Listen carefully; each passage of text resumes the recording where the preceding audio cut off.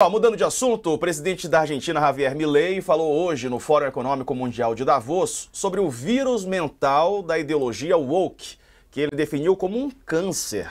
Para o argentino, é um plano para justificar intervenções e gasto público. Vamos ver o que ele disse, Reinaldo, depois você analisa para a gente. Veja aí. Y el gran yunque que aparece como denominador común en los países e instituciones que están fracasando es el virus mental de la ideología woke. Esta es la gran epidemia de nuestra época que debe ser curada. Es el cáncer que hay que extirpar. Espíritu pionero que hoy se ve representado, entre otros, por mi querido amigo Elon Musk, que injustamente ha sido vilipendiado por el wokismo de las últimas horas por un inocente gesto que lo único que significa es su entusiasmo y gratitud con la gente. Bom, esse foi um ponto, Reinaldo. Teve um outro ponto. O Milei também falou sobre o Mercosul, questionado se estaria disposto a retirar o país do Tratado Sul-Americano para fortalecer as negociações com os Estados Unidos. Ele disse que se a condição extrema for essa, né, se a condição extrema para que isso aconteça seja essa, sim, ele sairia do Mercosul, que há mecanismos que podem ser usados mesmo dentro do bloco. Defendeu que os países do Mercosul devam ter independência para negociar acordos comerciais. Bom, vamos lá. Começo pelo fim, né? Quando você faz um bloco, se você não tiver, por exemplo, uma coisa que se chama tarifa externa comum, os países do bloco estarem sujeitos e usarem as mesmas regras na negociação ou com outros países ou com outros blocos, então a questão é saber para que fazer um acordo comercial. Não é? Vamos fazer abrindo exceções nisso, naquilo. As exceções são possíveis, já hoje há exceções, né? Agora, não sei exatamente o que ele quer. Claramente, veja, quando ele sai em solidariedade ao Elon Musk, já com tanta rapidez, né? Esteve em Mar-a-Lago com o Trump, já depois eleito, antes do Trump ser eleito, virou um pouco uma estrela ali. O Trump vê com muito bons olhos tanto Milei, seu discurso destrambelhado, como o Bukele em El Salvador, né, que transformou o país numa prisão. É claro que essas personagens, como disse Caetano de novo numa música, né, brotaram, né, nessa era dos anjos tortos do Vale do Silício, né, brotaram palhaços macabros, né, no império e nos seus vastos quintais. O Milei é um desses palhaços macabros. Mas a economia argentina tem também, não. Alguns acertos estão sendo feitos ali, que só pode ser feito na Argentina, não poderia ser feito no Brasil, não vou entrar em nudez, senão a gente se perde aqui, né? Mas do ponto de vista ideológico, etc., né, é um dos palhaços macabros, o Bukele é outro, né? É claro que ele parece entrar num esforço para sabotar o acordo Mercosul-União Europeia, que é um acordo importante, né? Lembrando que o próprio Trump está em confronto com a União Europeia, né? A Ursula von der Leyen já andou se manifestando contra as teses dele para o comércio mundial, né? Porque a síntese da tese do Trump é a seguinte, está no discurso dele, aspas, em vez de taxar os americanos para enriquecer os outros países, nós vamos taxar os outros países para enriquecer os americanos.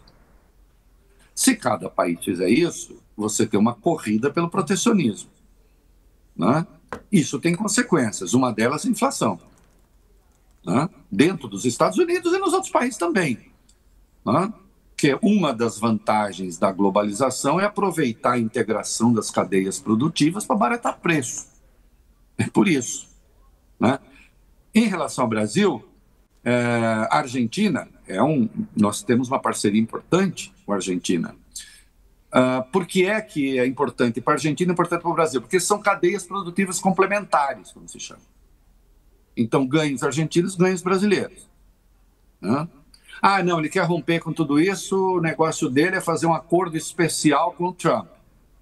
Como se ele fosse ficar no governo da Argentina para sempre, como se o Trump fosse ficar no governo dos Estados Unidos para sempre. Eu espero que não, ainda que eu ache que certamente a gente lá que está tendo esse tipo de ideia, né?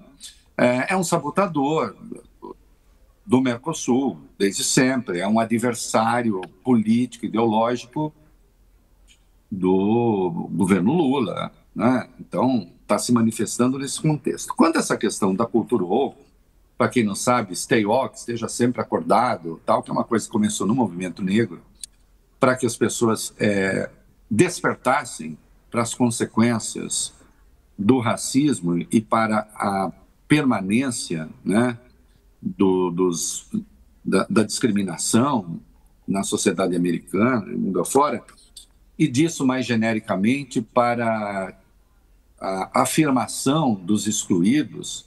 E aí então veio a cultura woke, apontada, muito criticada, claro, pela extrema-direita, mas até por esquerdistas, por progressistas. Há exageros, certamente. Eu não tenho dúvida nenhuma de que há, né? Você, em certas circunstâncias, basta o testemunho de quem acusa. Você não precisa, a coisa universal do direito democrático, que é prova, né? A necessidade de prova para que alguém possa sofrer as consequências de um eventual crime, a prova desaparece, quer dizer, as pessoas são punidas antes mesmo do processo judicial. Há coisas assim que estão em curso e é claro que eu não aprovo isso e acho que é preciso rever. Agora, muitas vezes o que se está chamando de cultura woke, na verdade, é só a defesa de direitos fundamentais. Quando você aponta a existência de racismo no Brasil e o racismo que remanesce e as consequências da desigualdade, da escravidão, etc., isso é cultura woke ou isso é um fato? Ou isso é uma verdade? Quando a gente aponta que a discriminação da comunidade LGBTQIA+, o que é só excesso de mimimi, como eles dizem? Ou de fato isso está presente? Ou de fato nós temos um número inaceitável de pessoas trans, por exemplo, que são mortas, né? Porque isso vai se desdobrando em várias... Então, eu vejo muito, até em certas franjas do humor, né? Humoristas no Brasil, muitas vezes, que parecem candidatos a Schopenhauer, do seu próprio grupinho, né? Dizem, não, piada é piada, a gente pode falar qualquer coisa. Bom, então a piada está acima de qualquer outra coisa. Então, agora nós vamos chamar a piada de Deus. Certo? Deus. O que é isso? Na piada é Deus. Está acima de tudo. E no universo da piada eu posso fazer qualquer coisa. Não. Porque o pensamento politicamente correto me impede de pensar. Uma coisa é você deixar de apontar determinados problemas evidentes que possam acontecer. Não é porque o sujeito é negro que ele é inocente por princípio, não é porque o sujeito é gay que ele é inocente por princípio, mesmo quando as provas estão contra eles, mas aí nós não podemos... Sim, isso seria, certamente, pode acontecer eventualmente uma derivação imprópria do pensamento, disso que se chama pensamento woke. Agora, eu pergunto, vem cá, se a única graça de uma piada está em rebaixar o negro, atacar o negro, é piada? Se a única graça de uma piada está em ridicularizar o gay, é piada? Se a única graça de uma piada está em tratar com menoscabo a mulher, isso é piada? Quando uma piada, para ser engraçada, precisa necessariamente rebaixar mulheres, negros, gays, deixa de ser piada e passa a ser um discurso político. Eu não vejo como pode haver falha nesse meu raciocínio. Ainda que a desconstrução de determinados textos possa ali, determinados valores possa ter a sua graça, né? Mas eu pergunto, os negros devem se conformar com isso, as mulheres devem se conformar com isso, os gays devem se conformar com isso? Eles devem ser objetos passivos do riso e da expressão sardônica de outros grupos que discriminados não são, né? Porque quando eu digo sem nenhum receio que eu nunca fui discriminado no Brasil por ser branco, Eu estou falando uma evidência. Por um acaso alguém é discriminado no Brasil por ser branco? Diz assim, não, olha... Tem gente que fala assim, me chamou de branquelo, tô sendo aqui, tô sofrendo racismo. Claro, olha, branquelo. Não, a mim chamaram com essa sua cor de cadáver. Porque além de branco, eu sou pálido. Pode ser uma ofensa, agora isso não é racismo, né? Mas isso é racismo? Isso significa que eu tive vedadas algumas portas para isso? Isso significa que se eu entro num restaurante topo no Brasil, as pessoas olham, assim como já aconteceu quando eu entrei com um amigo negro num restaurante chique em São Paulo, as pessoas todas fazem assim, como a perguntar, o que esse cara está fazendo aqui? Né? Isso pode acontecer em Salvador. Já vi. Né? Porque, embora seja a cidade mais negra do Brasil. Então, a discriminação existe, a questão existe. Se há exageros, esses exageros têm de ser apontados. Agora, tem um outro raciocínio perigoso aí. Eu também quero apontar aqui. Tenho até amigos queridos que vêm com esse negócio da cultura woke, precisa parar com isso, e não sei o quê, porque olha só, essa militância woke está, na verdade, alimentando a extrema-direita. Tem muita gente da esquerda com esse discurso, né? Isso.